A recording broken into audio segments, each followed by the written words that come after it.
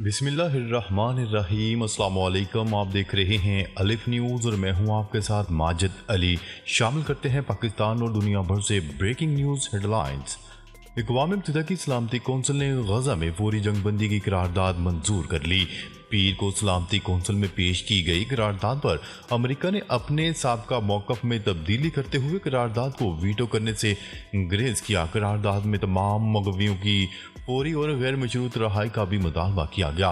सलामती कौंसिल के 15 रुकन ममालिक में से 14 ने करारदाद के हक में वोट दिया, जबकि अमेरिका गैर हाजिर रहा। अक्टूबर में जंग शुरू होने के बाद से सलामती कौंसिल बार बार जंगबंदी की करारदाद पर इत्तेफाक करने में नाकाम रही थी। अमेरिका का करारदाद को वीटो करने का इकदाम गजा में इसराइल की जारहियत पर इसके और इसके इत्तेहादी इसराइल के दरमियान बढ़ते हुए इख्तिलाफात का शिकार है। खबर के अगले हिस्से में बात करते हैं। करारदाद वीटो करने पर इसराइल सीफा आला हुकाम का अमेरिका का दौरा मंसूख कर दिया। इसराइली वज़ीर आज़म नेतन्याहू ने अक़वाम मुत्तहिदा की सलामती कौंसिल में जंग बंदी की करारदाद पर अमेरिका की जानिब से वोटिंग में हिस्सा न लेने पर एहतजाजन मशीरों का अमेरिका का दौरा मंसूख कर दिया। अक़वाम मुत्तहिदा की सलामती कौंसिल में आज तकरीबन 5.5 माह बाद गजा में इसराइली हमले रुकवाने की करारदाद मंजूर कर ली गई। अमेरिका ने करारदाद को वीटो किया और ना ही वोटिंग में हिस्सा लिया, जिस पर इसराइली वज़ीर आज़म नेतन्याहू ने एहतजाज करते हुए इसराइली मशीरों का अमेरिका का दौरा मंसूख कर दिया। इसराइली वज़ीर आज़म ने कहा कि अमेरिका अपने मौक़िफ़ से हट गया है। इसराइली अपोजिशन रहनुमा ने फैसले पर वज़ीर आज़म नेतन्याहू को तनकीद का निशाना बनाया और कहा कि इसराइली वफ़द के दौरा अमेरिका की मनसूखी से नेतन्याहू अपनी नाकामी छुपाना चाहते हैं। दूसरी जानिब अमेरिका ने दौरे की मनसूखी पर अफसोस का इजहार किया और कहा कि इसराइल आला सतह के वफ़द के दौरे की मनसूखी अफसोसनाक है। खबर के अगले हिस्से में बात करते हैं। इसराइल का फ़लस्तीनियों के खिलाफ जारहियत रोकने से इनकार, मज़ीद कार्रवाइयों का ऐलान। इसराइल ने फ़लस्तीनियों के खिलाफ जारहियत रोकने से इनकार करते हुए हमास के खिलाफ मज़ीद कार्रवाइयाँ करने का ऐलान कर दिया। गैर मुल्की मीडिया की रिपोर्ट्स के मुताबिक इसराइली वज़ीर दिफ़ा ने फ़लस्तीनियों के खिलाफ जारहियत रोकने से इनकार करते हुए कहा कि अमेरिका को बता देंगे कि इसराइल हमास के खिलाफ हर जगह कार्रवाई करेगा। इसराइल के वज़ीर दिफ़ा ने कहा कि इसराइली यरगमानियों की वापसी तक गजा जंग रोकने की इखलाकी जिम्मेदारी हम पर नहीं, हमास के खिलाफ इस जगह भी कार्रवाई करेंगे जहां अब तक नहीं की गई। दूसरी जानिब फ़लस्तीनियों को कत्ल करने वाले इसराइलियों की तादाद कम पड़ गई। इसके लिए इसराइली वज़ीर आज़म नेतन्याहू फौजी भर्ती का मतनाज़ा बिल पार्लियामान में पेश करने के ख्वाहिशमंद है। उधर इसराइली अपोजिशन ने वज़ीर आज़म को तनकीद का निशाना बनाते हुए कहा कि नेतन्याहू की कोशिश है कि अमरीकी दौरे की मनसूखी की नाकामी छिपाई जा सके। वाज़ रहे कि अक़वाम मुत्तहिदा की सलामती कौंसिल में कल तकरीबन 5.5 माह बाद गजा में इसराइली हमले रुकवाने की करारदाद मंजूर हुई। अमेरिका ने करारदाद को वीटो किया और ना ही वोटिंग में हिस्सा लिया, जिस पर इसराइली वज़ीर आज़म नेतन्याहू ने एहतजाज करते हुए इसराइली मशीरों का अमेरिका का अहम दौरा मंसूख कर दिया।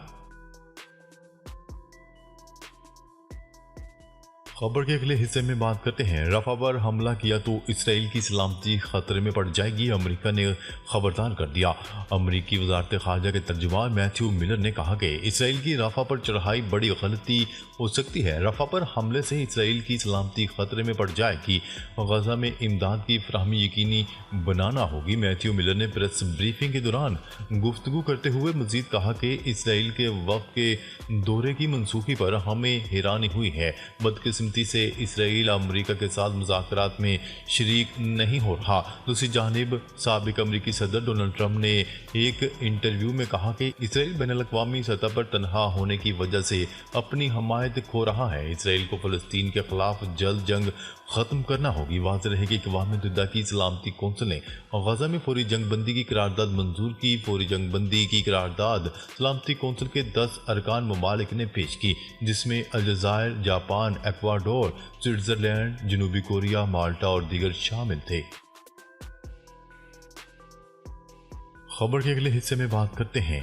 रूस के सदर व्लादिमीर पुतिन ने मॉस्को कंसर्ट हमले का जिम्मेदार मुसलमान इंतहा पसंदों को करार दे दिया।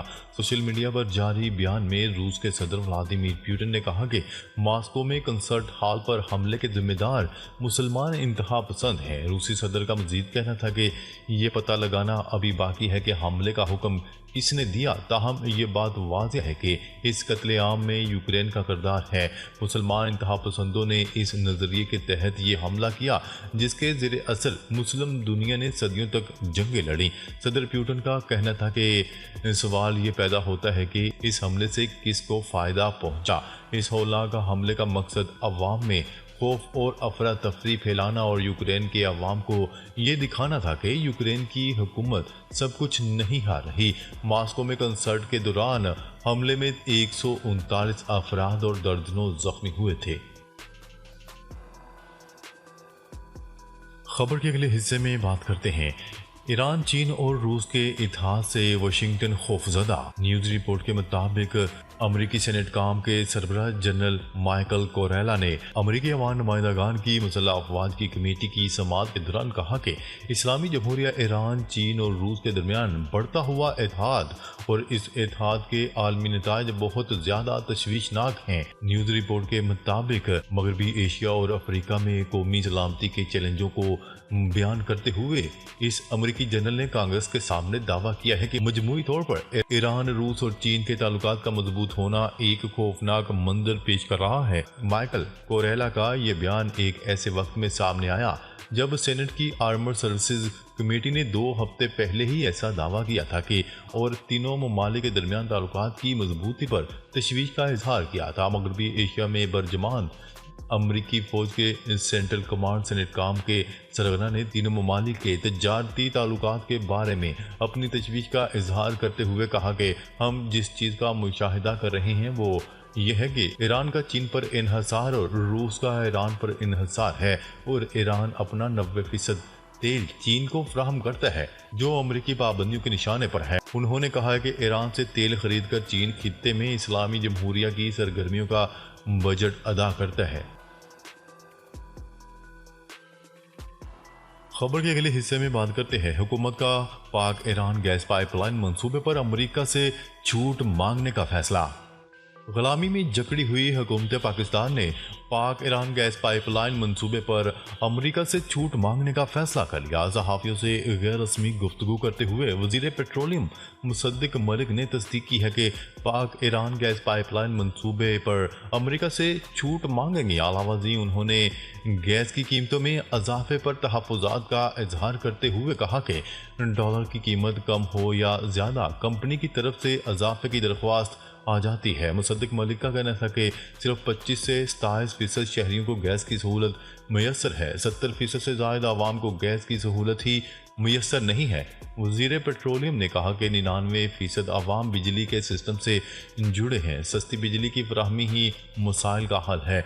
LNG प्लांट्स को गैस पर चलाने से 22 से 26 रुपये फ़ी यूनिट बनता है। उन्होंने कहा है कि मकामी गैस पर बिजली बनाने से फ़ी यूनिट कीमत 10 से 12 रुपये रह जाती है।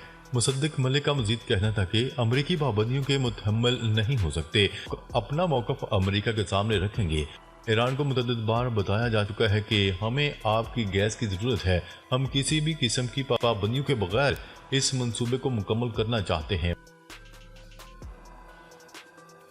खबर के अगले हिस्से में बात करते हैं यूक्रेन ने रूस के ज़ेरे कब्जा जजीरा नुमा क्रीमिया पर रातों रात हमले में 2 बड़े रूसी बहरी जहाज़ों को निशाना बनाते हुए बहरा असवद में रूसी बहरिया के ज़ेरे इस्तेमाल इंफ्रास्ट्रक्चर को तबाह कर दिया। कतरी नशरियाती अदारे के मुताबिक यूक्रेनी फौज ने कहा कि यूक्रेन की दिफाई अफवाज ने ओज़ोफ और यामिल के बड़े लैंडिंग बहरी जहाज़ों को कामयाबी से निशाना बनाया। इसके अलावा एक कम्युनिकेशन सेंटर और क्रीमिया में रूसी बहरा असवद के बहरी बेड़े के इंफ्रास्ट्रक्चर को तबाह कर दिया। यूक्रेनी फौज के बयान में ये नहीं बताया गया कि इसने हदफ को कैसे निशाना बनाया, लेकिन मॉस्को के एक अहलकार ने बताया कि क्रीमिया की बंदरगाह पर 10 से ज़्यादा मिसाइलों को मार गिराया गया। रूस की तरफ से मुकर्रर करदा क्रीमिया के गवर्नर ने कहा कि यह हालिया दिनों में सबसे बड़ा हमला था। उन्होंने कहा है कि हमले में 65 साल शख्स हलाक और 4 अफराद जख्मी हुए और मुसाफिर कश्तियों और बसों समेत ट्रांसपोर्ट इंफ्रास्ट्रक्चर को जज़वी नुकसान पहुंचा। 5 कश्तियों की खिड़कियां टूट गईं। सोशल मीडिया पर शेयर की गई फुटेज के मुताबिक धमाकों के बाद आग भड़क उठी और काले धुएं के बादल छा गए। नाजरीन, अब तक के लिए इतना ही। मजीद खबरें लेकर बहुत जल्द आपकी खिदमत में हाजिर होंगे। तब तक के लिए अपना ख्याल रखिएगा। अल्लाह निगहबान।